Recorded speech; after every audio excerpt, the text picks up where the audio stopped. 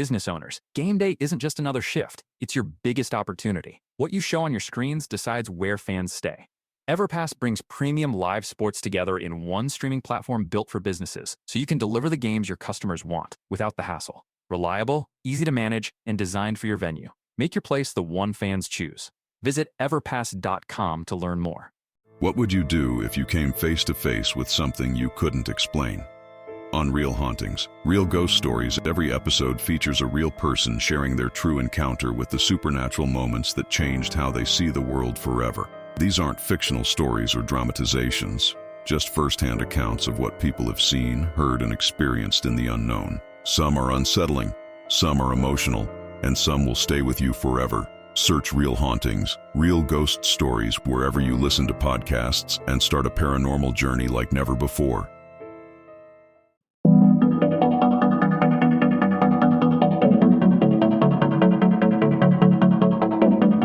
In a country where space is limited and property prices can be sky high, finding a cheap apartment in Japan can feel like striking gold. But sometimes that bargain comes with a story, a dark one. What if the reason your rent is so low isn't location, age, or size, but death? In Japan, these properties are known as Jiko Bukken, accident properties. Homes and apartments where something tragic has occurred. A suicide, a murder, sometimes an unnoticed death that went undiscovered for days or weeks. I'm Kevin O'Shea, and tonight on Supernatural Japan, we explore the chilling world of Jiko Bukken, where real estate meets superstition, and where the past may not be as quiet as landlords would like you to believe.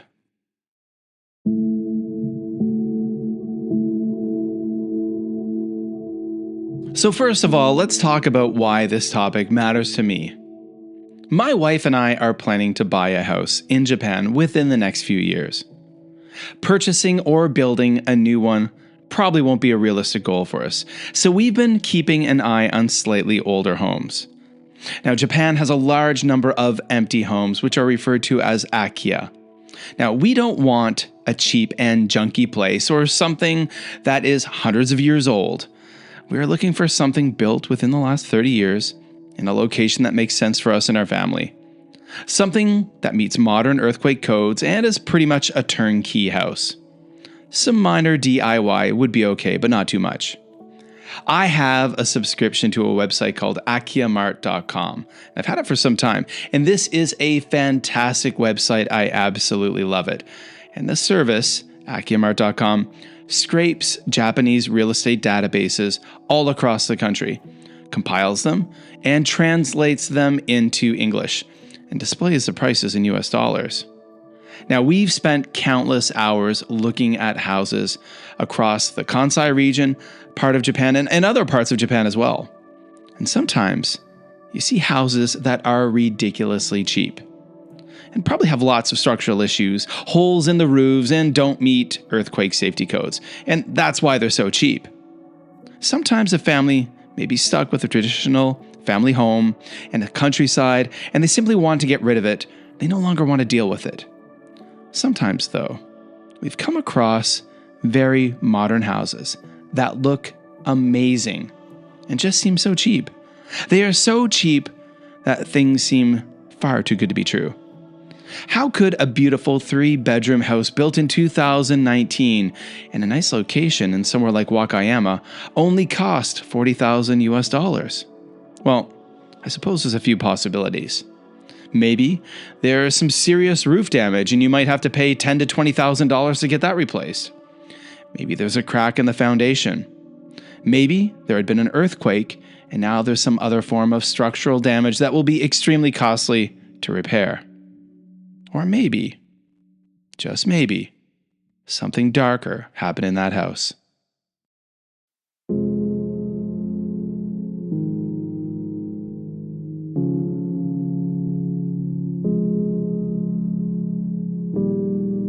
The term Jiko Bukken refers to properties where a death has occurred under unnatural, tragic, or psychologically distressing circumstances.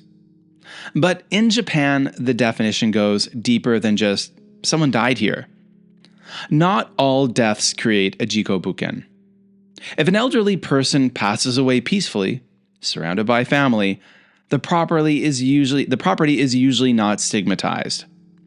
Death, in that sense, is considered a natural and expected part of life. However, when the death is sudden, violent, or lonely, that's when the atmosphere changes. Suicides are one of the most common cases. Given Japan's long and complicated history with suicide, from samurai-era notions of honor to modern societal pressures, these deaths carry a heavy cultural and emotional weight. A room where someone chose to end their life is often seen as filled with lingering sorrow. Murders, of course, carry an even darker stigma. These cases tend to attract media attention, and the notoriety can follow the property for years, sometimes decades. Even if the physical space is renovated, the story remains. Now, there are often what are known as korokushi, or lonely deaths. These occur when someone dies alone, often elderly or socially isolated, and their body is not discovered for an extended period. In these cases, it's not just the tragedy of the death itself, but the idea of abandonment, the sense that someone passed away unnoticed, and that creates a deep psychological discomfort. In fact, Japan even has a specialized industry dedicated to cleansing these spaces, known as tokusho seiso, or special cleaning. And these crews handle the physical aftermath, sanitizing, repairing, and restoring rooms where decomposition has occurred. But while they can remove stains and odors, they can't erase history. There's also an important legal nuance. Under Japanese real estate guidelines, landlords and agents are generally required to disclose deaths that might affect a tenant's decision. But what qualifies as affecting can be subjective. A widely cited guideline suggests disclosure is expected for about 3 years after an incident, especially for suicides or murders.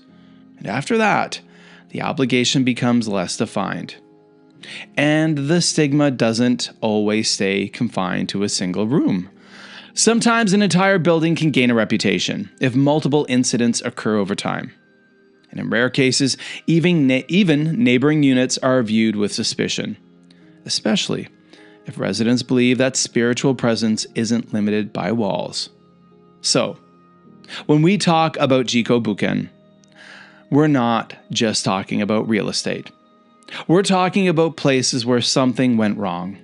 Places where the emotional, cultural, and possibly supernatural weight of the past still lingers, waiting for someone new to move in.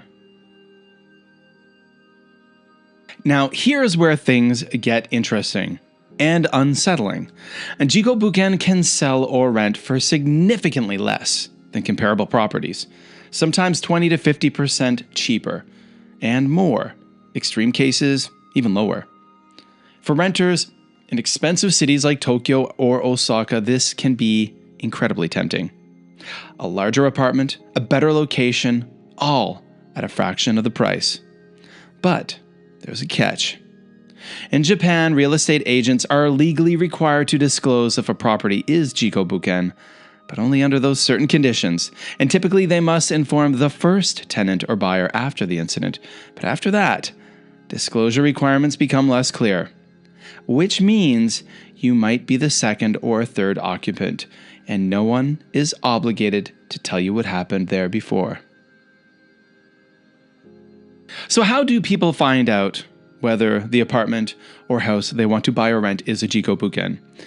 Well, over time, awareness of Jiko Bukken has grown, and with it, tools to uncover the truths. Websites and online databases now map out accident properties across Japan, and one of them is the infamous Oshima Land or Oshimataru, and we're going to talk about that a little bit later. A crowdsourced site that marks locations of deaths, suicides, and crimes. It's not official, and it's not always accurate, but for many, it's the first stop before signing a lease. Now, some renters also rely on word of mouth, neighborhood gossip, or subtle clues, like a freshly renovated unit in an otherwise old building, or a landlord eager to close the deal quickly. In a society where harmony and reputation matter deeply, these stories often travel quietly, but persistently. Now, like I mentioned earlier, another way people can learn about a prospective house purchase is through the website Oshimataru. Now, I recently found out about this website while researching this episode, and I came across an article on japantoday.com, then another article. So many. Now, I bookmarked this site, and then I fell down a dark yet fascinating rabbit hole. Now, this is from an October 30th, 2020 Japan Today article. Most of the time, when nice properties have low prices, something is not right. And when that happens, something bad must have occurred in the neighborhood, building, or worse, apartment that you're hoping to buy or rent. A low price on good real estate can be bliss for some people, but for many Japanese, it is the complete opposite. A nightmare. Low prices and good estates can only mean one thing in Japan: a murder, suicide, or something bad. Now, back when we started, Oshimataru is your website for such situations. If you want to do your research about a neighborhood you plan on moving to, Oshimataru will tell you if your new apartment is haunted or not. Well, what I mean by haunted is that you'll get to know if someone took their life or got murdered in the area where your property is. Now, honestly, I freak out when it comes to things like ghosts and murders. Of course, this is the article written in Japan Today. This is what the writer said. So when I clicked on the website at first, I was confused. And then I thought it might be a good opportunity to check out a new neighborhood I was going to spend my future years in. Oshimataru's creator has thought of a unique idea and has been updating for approximately 15 years now. So, of course, Supernatural Japan listeners, at the time that I'm reading this, it was written 5 years ago. So that's 21 years now. Now, I looked for my new neighborhood, and although nothing happened in the building I was going to move into, something did happen around the area. It was a fire a few years ago, and someone lost their life. Now, out of curiosity, I decided to also check on the area I was living in at the moment, and I must say, I was surprised by the outcome. It seems that there had been quite a few tragic happenings super close to my houses, such as murder, suicide, and fires. I don't know if that is the reason, but that particular area felt kind of gloomy all the time. Nevertheless, I was happy that I decided to move somewhere else. And by opening the Oshimataru website, you will see a map, and around it, a fire symbol meant to show that something unusual happened in that marketplace. And if you click on it, it will show exactly what happened, be it a murder, an unusual death, a suicide, or so on.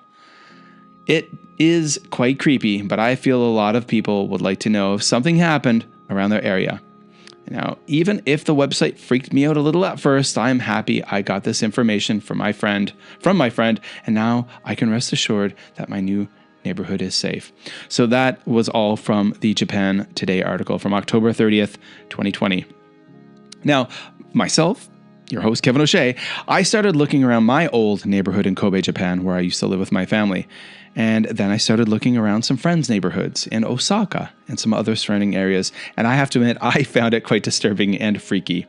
I learned that someone jumped to their death from the 14th floor rooftop of the building next to my old apartment in Kobe. And I learned that someone had been murdered in a house near where one of my friends lives. I found out that one apartment near a coffee shop I used to frequent in Kobe had a history of teenagers taking their lives by jumping off the roof. Moving forward, if I find an older house online and I'm interested in it, I think if it seems too cheap, too good to be true, I personally will check out Oshimataru. And for all of you curious about Oshimataru, I will include links to the Japanese and English websites for Oshimataru in the show notes of the episode. And I'm planning to write a Supernatural Japan blog post about this as well, over at supernaturaljapan.com.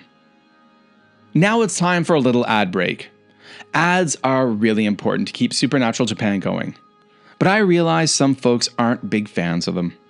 If you'd like to listen to ad-free versions of the podcast that come out a day early, you might want to come on over and sign up for our Patreon. We'll also have some bonus podcasts and video content there as well. It's all about Japan, and it's super spooky fun. The link is in the show notes and over at supernaturaljapan.com.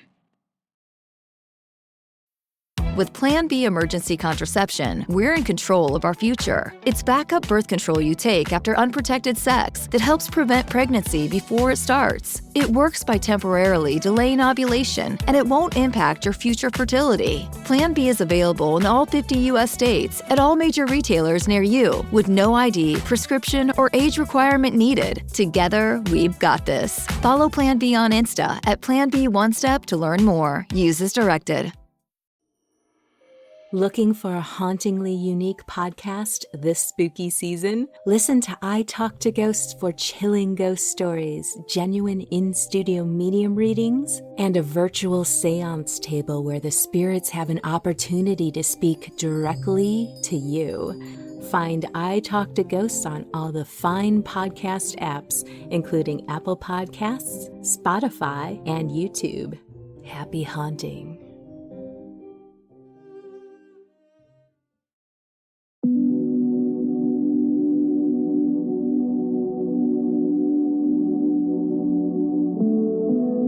To understand why Jiko Bukken matters so much, you have to understand Japan's relationship with death and what may follow it.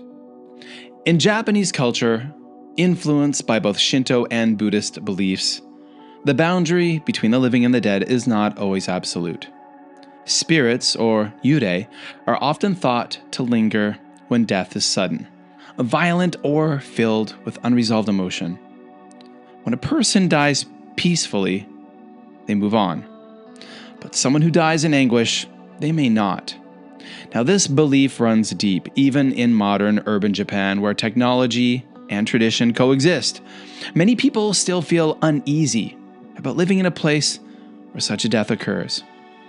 It's not just about fear, it's about spiritual contamination, emotional residue, the idea that something unseen might remain. Now, during my research for this episode, I read an interesting article on nippon.com from 2021, and it discussed the challenges of renting these stigmatized properties. Now, they interviewed people who are trying to make these properties more appealing. One of them is a famous Japanese comedian who has lived and spent time in dozens, if not almost 100 of these Jiko Bukken, and he's documented a lot of them for social media and on TV. They also interviewed a real estate agent who's trying to get rid of the stigma as well. So now what I'm reading here is a quote. This is part of an article from nippon.com. Now, plenty of people die in suicides and other train accidents at certain stations or in homes for the elderly. So in that sense, those places are stigmatized properties too. But for some reason, incidents like that don't result in those places losing their value. People continue to use a train station the day after an incident, and elder care facilities often have long waiting lists of people trying to get in. I wish more people would see these properties as places with real and ongoing value as real estate, rather than just thinking about them as spooky, scary places that might be haunted. One reason why so many people tend to shun properties where people have died suddenly or in somewhat gruesome circumstances has to do with a deep-seated cultural view of death as something that pollutes and is therefore taboo.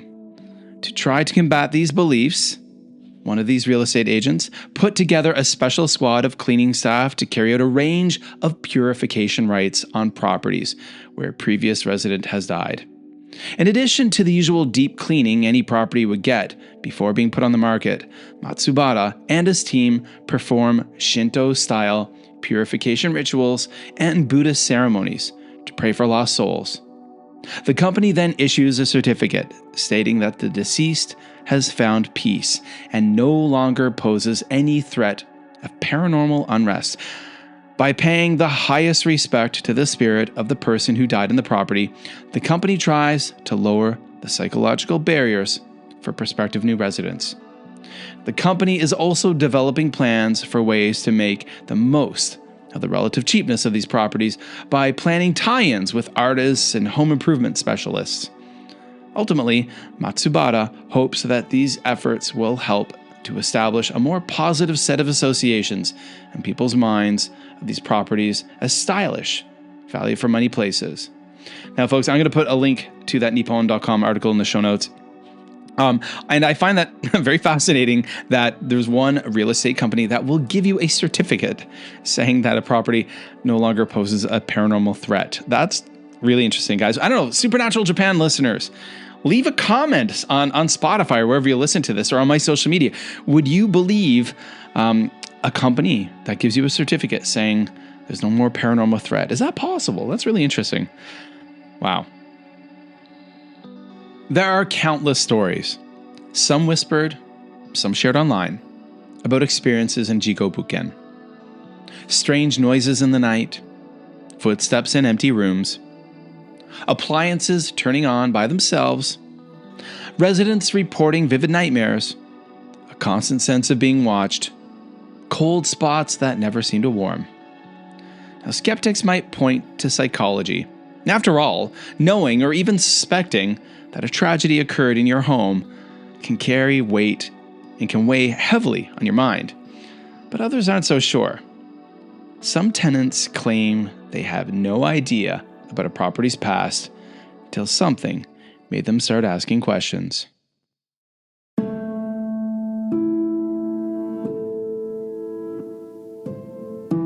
For buyers and renters, understanding Jiko Bukken isn't just about avoiding a scare. It's about making an informed decision. Would you accept a lower rent if it meant living in a place where someone died violently? Some people do. In fact, a niche market has emerged for those willing to overlook or even embrace the history. Students, foreigners, or budget-conscious renters often take the risk. Others refuse outright. And then there are those who move in, unaware, and discover the truth later. In a country where the past is respected and spirits are not easily dismissed, that knowledge can change everything. So the question remains, if you found the perfect apartment in Japan, spacious, affordable, ideally located, but learned it was a Jiko Bukken, would you still move in? Would logic outweigh ease? Or would you find yourself lying awake at night listening, wondering who lived there before you and whether they ever truly left? In Japan, a good deal can be hard to pass up. But sometimes, the price you pay isn't measured in yen. So there's my question, Supernatural Japan listeners. Would you stay in a Jiko Bukken? I can tell you that me, no way. No thank you. This is a topic my own son and I have talked about in the past. Nope. Thinking back to my days living in Penang, Malaysia, there was a famous mansion called the Murder Mansion, which was on the coast near our apartment. And a famous Penangite who was a person, they called him Mr. Cub. He was a rich Chinese businessman who had brought the Honda Cub to Malaysia, and he owned this house. His son was found murdered in the house with a telephone cord wrapped around his neck and his hands tied behind his back, and that was in the late 80s. And no one ever found out who murdered him. It was an unsolved case. The house went uninhabited until recently, and it was on the market for more than $1 million.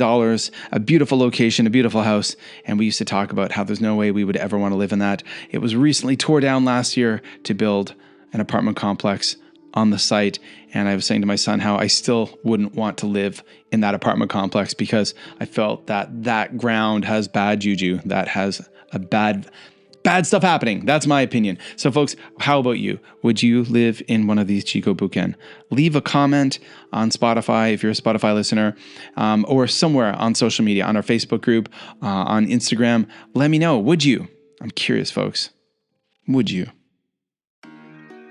Thanks for listening to Supernatural Japan. If you enjoy this episode, be sure to follow us on Apple Podcasts, Spotify, or wherever else you listen to podcasts. And if you'd like to help our show grow, please leave a review on Apple Podcasts and a rating and a comment on Spotify or wherever else you listen to us. It really does make a difference. Now, to see photos of spooky old houses and some of the things we talked about in this episode, please follow us on Instagram at Supernatural Japan. Always lots of fun stuff happening over on Instagram. And I want to welcome all the recent followers, as well, of course, as our Facebook group. The links are in the show notes and over at supernaturaljapan.com. Now, I also wanted to let everyone know that I recently appeared as a guest on the fantastic paranormal and folklore podcast, Weird in the Wade. In episode 44, host Nat Doig talked about haunted pubs, and I chatted about 2 haunted pubs in my home country of Canada, as well as a haunted ryokan or traditional inn in Japan. It was so much fun and an absolute privilege to be on her show. Weird in the Wade is one of the best paranormal podcasts out there, period, bar none.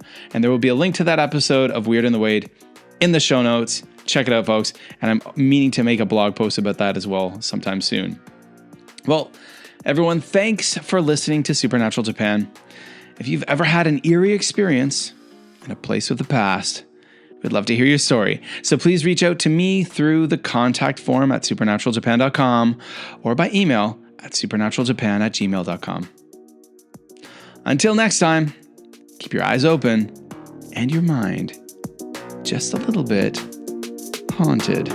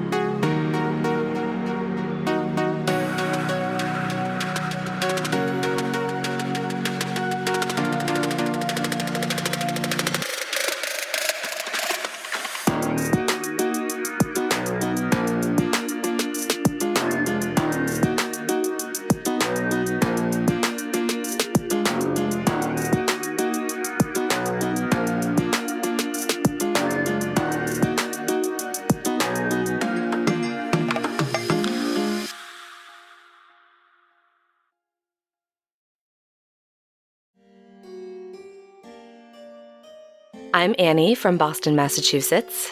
And I'm Johanna from Vienna, Austria. We're the hosts of Fresh Hell, your international podcast that covers murder, mystery, and the macabre throughout history. Are you interested in the 3,569 ways your household could have killed you in the Victorian era? Do you know how malaria and syphilis played a role in the John List family murders? And have you ever wondered what Prince Albert's sex chair had to do with the murder of Stanford White? Okay, nothing. It had nothing to do with it. We're still telling you about it, though. It's a pretty great sex chair. If you're looking for another show that talks about Ted Bundy, this is probably not the podcast for you. But if you're looking for 2 women that cover lesser-known cases from all over the world with a lot of background information. So much background information that you will rock your local pub quiz from now on.